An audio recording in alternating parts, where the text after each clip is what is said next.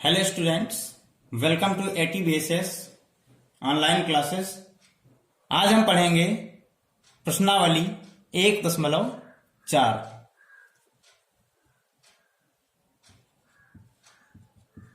प्रश्नावली 1.4, इसका पहला सवाल कहता है कि बिना लंबी विभाजन प्रक्रिया के लिए बताइए कि निम्नलिखित परिमेय संख्याओं के दशमलव प्रसार शांत है या अशांत आवर्ती है। तो इसमें पहला खंड है 13/3125। इसको हमें देखना है कि इसका दशमलव प्रसार शांत है या अशांत आवर्ती। तो इसके लिए इसमें जो हर है उसको हम देखेंगे और इसका गुणनखंड करेंगे। 3125 इसका गुणनखंड करेंगे। देखिए यहां पे एक चीज समझनी होगी आपको कि जिन परिमेय संख्याओं का जो हर होता है वो 2 की पावर n और 5 की पावर m, यानी 2 और 5 जिनमें अभाज्य गुणनखंड होते हैं, वो जो परिमेय संख्या होती है वो उसका दशमलव प्रसार शांत होता है, और अगर ऐसा नहीं है तो वो अशांत आवर्ती होता है। चलो हम एक देख लेते हैं गुणनखंड करके। इसको 5 से डिवाइड करेंगे। 5 का 30, 5 दूनी 10, 5 25, 5 एकम 5, 5 दूनी 10 और 5 25, 5 दूनी 10, 5 25 और फिर 5 25। यानी यहां पे जो 5 की पावर 3125 को जब मैंने गुणनखंड किया तो 5 की पावर 1 2 3 4 5 की पावर 5 आ गया। यानी इसको हम लिख सकते हैं कि 13/5 की पावर 5।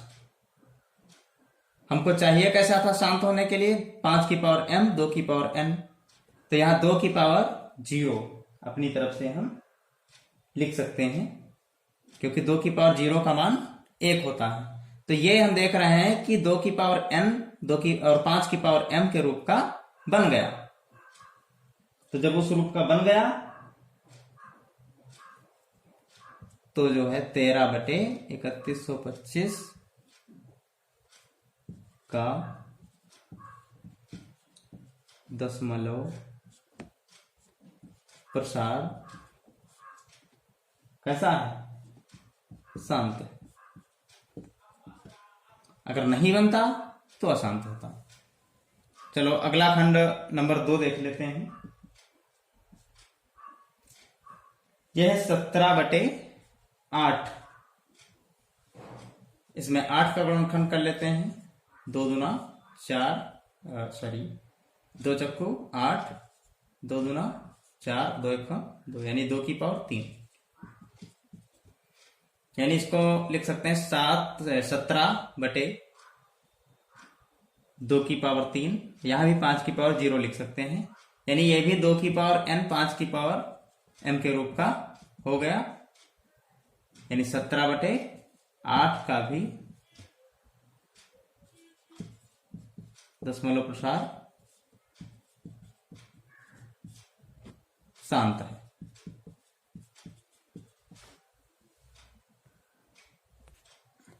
इसी प्रकार तीसरा क्वेश्चन, पहले का तीसरा खंड 64/455। इसमें 455 का गुणनखंड कर लेते हैं। 5 से डिवाइड करते हैं। 5 9 45 और 5 चक्कम 5, 91 है तो 7 से करते हैं। 7 एकम 7 और 7×21, यानी कि जो 455 है उसका गुणनखंड आ गया 5×7×13, तो 64/5×7×13। यहां देख रहे हैं कि ये 2 की पावर n और 5 की पावर n के रूप का नहीं है। यहाँ पे 5 तो है लेकिन 2 नहीं है गुणनखंड इसका, और साथ में ये 7 और 13 इसके अभाज्य गुणनखंड अलग से आ गए, यानी ये 2 की पावर n 5 की पावर m के रूप का नहीं है। तो ये हमारा जो 64/455 है इसका दशमलव प्रसार अशांत और आवर्ती, अशांत आवर्ती है। इसी प्रकार जिसका चौथा क्वेश्चन है, चौथा खंड 15/1600, पांचवा है 29/343, और छठा है 23/2^3 5^2। ये तो ऑलरेडी ही दिया है, 2 की पावर n 5 की पावर m के रूप का है, यानी ये तो शांति होगा। इस प्रकार आगे के जितने भी खंड हैं वो सारे खंड आप लोग करेंगे, और जो नहीं होंगे तो कमेंट करेंगे, और आपको हम वीडियो के माध्यम से ये भी समझाएंगे। उसके बाद क्वेश्चन नंबर 2। क्वेश्चन नंबर 2 में है कि प्रश्न 1 में दी गई उन परिमेय संख्याओं के दशमलव प्रसारों को लिखिए जो शांत है। तो अभी जो मैंने प्रश्न 1 किया था उसमें जो जो शांत परिमेय संख्याएं आई थी उनके दशमलव प्रसार लिखने हैं। जैसे पहली जो संख्या आई थी वो 13/3125 ये शांत आई थी। तो इसको क्या करना है, 13 जो पीछे मैंने गुणनखंड किए थे वो क्या थे, 5×5×5×5×5, यानी 1 2 3 4 5 का, यानी 5 की पावर 5 आई थी, जैसा कि अभी हमने क्वेश्चन नंबर फर्स्ट में किया था, 5 की पावर 5। अब इसको करना कैसे है, इसको करने के लिए 13/5 की पावर 5 तो लिखा ही है, और यहां पे हमें क्या करना है कि 2 की पावर 5 से ऊपर और 2 की पावर 5 से नीचे गुणा करा देनी है।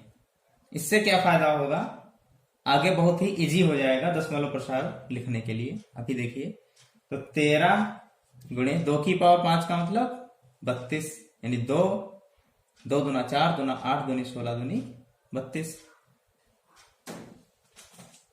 और ये हो जाएगा 2 पंचे 10, 10 की पावर 5। अब यहां पे 13 और 32 इन दोनों की गुणा करा लेंगे, तो 13 दूनी 26 और 13 तिया 39, 39 और 2 41, यानी कि 4 16 गया, और नीचे 10 की पावर 5 का मतलब 1 2 3 4 5 जीरो। अब इसका भाग कराना बहुत ही इजी हो गया है, यानी 1 2 3 4 5 जीरो है, तो ये इसका जो दशमलव होगा वो 5 अंक बाएं खिसका देंगे। दशमलव यहाँ पे होता है, इस संख्या के बाद में दशमलव 0 लिखा हुआ है, और इस दशमलव को हम 1 2 3 4 5 अंक पीछे खिसकाएंगे, यानी बाईं तरफ। तो ये हो जाएगा आपका 416 तो लिखा ही है, और यहाँ पे 1 2 3 4 5, यानी कि यहाँ आ जाएगा ये 0.00416, ये आपका दशमलव प्रसार आ गया। यानी जो 13/3125 संख्या है उसका दशमलव प्रसार 0.00416 आ गया। बहुत ही इजी तरीके से। इसी प्रकार एक खंड और देखेंगे 17/8। ये भी प्रश्न नंबर 1 में शांत आया था। तो 17/8 को लिखेंगे 2 की पावर 3, तो इसको 5 की पावर 3 और नीचे भी 5 की पावर 3 से मल्टीप्लाई कर देंगे। तो 17 और 5 की पावर 3 का मतलब 25 पंचे 125 और यहाँ पे 2 पंचे 10, 10 की पावर 3। तो इसको 17 और 125 की गुणा कराएंगे तो होगा 17 पचे 85, 17 दूने 34, 34 और 8 42 और 17 एकम 17 4 21, यानी 2125 आ गया। और नीचे 10 की पावर 3 है तो ये हो जाएगा 1000। इसका भी 3 अंक 1 2 3 अंक इधर खिसक जाएगा, ये हो जाएगा 2.125। ये आपका आ गया दशमलव प्रसार 17/8 का। तो इसी प्रकार से जितने भी प्रश्न नंबर 1 में शांत आए हुए हैं उनको आप लोग कर लेंगे। हम चलते हैं सवाल नंबर 3 पे। क्वेश्चन नंबर 3 क्या कहता है कि कुछ वास्तविक संख्याओं के दशमलव प्रसार नीचे दर्शाए गए हैं। प्रत्येक स्थिति के लिए निर्धारित कीजिए कि यह संख्या परिमेय संख्या है या नहीं। यदि यह परिमेय संख्या है और P/Q के रूप की है तो Q के अभाज्य गुणनखंडों के बारे में आप क्या कह सकते हैं। तो इसमें पहला खंड है आपका 43.123456789। बहुत ही लंबी संख्या है। तो इसको हम क्या करेंगे 43.123456789 और बटे यहां पॉइंट जहां पे होता है यहां पे 1 लगाएंगे और पॉइंट हटा के जितनी संख्याएं हैं इधर उतने 0 लगा लेंगे। तो हम देख रहे हैं 1 2 3 4 5 6 7 8 9 संख्याएं हैं। तो 1 2 3 4 5 6 7 8 9 0 लगा लेंगे।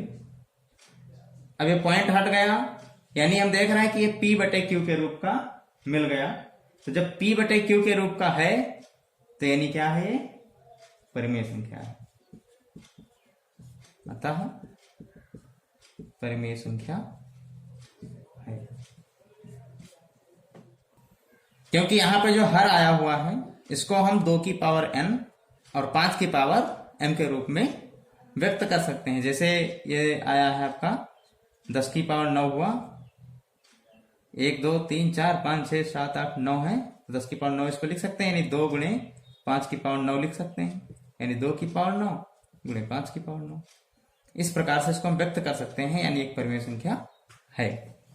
इसके बाद दूसरा खंड है 0.1 2 9 1 2 00 1 2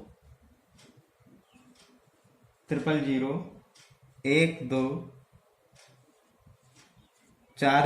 डॉट डॉट डॉट डॉट। यहां हम देख रहे हैं कि जो इस संख्या का प्रसार है वो अशांत है और अनावर्ती, और इसे हम P/Q के रूप में नहीं लिख सकते। यानी इसे हम 2 की पावर n और 5 की पावर m के रूप में भी नहीं लिखा जा सकता, अतः परिमेय संख्या नहीं है।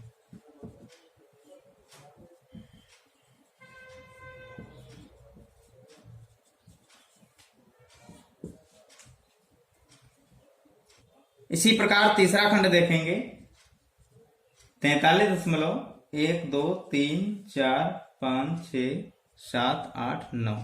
ये पहले खंड की भांति है, लेकिन उसके ऊपर लगा है ये बार। इसका मतलब यह है कि इन संख्याओं की बार बार पुनरावृत्ति हुई है, यानी बार बार यही संख्याएं आई है।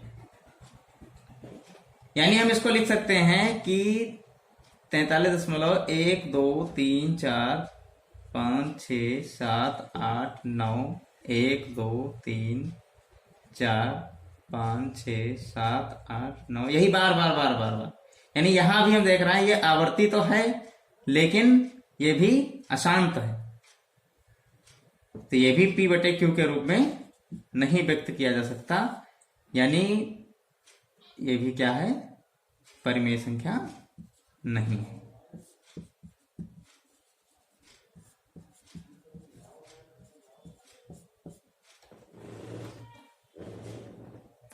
तो ये आपकी प्रश्नावली 1.4 समाप्त हो गई और इसी के साथ लेसन भी आपका समाप्त हो गया। अब इस लेसन का टेस्ट होगा जो आपको अगले वीडियो के माध्यम से बताया जाएगा कि किस प्रकार से टेस्ट होगा। फिर उसके बाद लेसन नंबर 2 आप लोगों को पढ़ाया जाएगा। तो हाँ स्टूडेंट्स, आज के वीडियो में बस इतना ही। हमें उम्मीद है कि आप लोगों को समझ में आ रहा होगा। यदि कोई भी डाउट है तो प्लीज कमेंट करके बताइए, हम आपके डाउट को क्लियर करेंगे।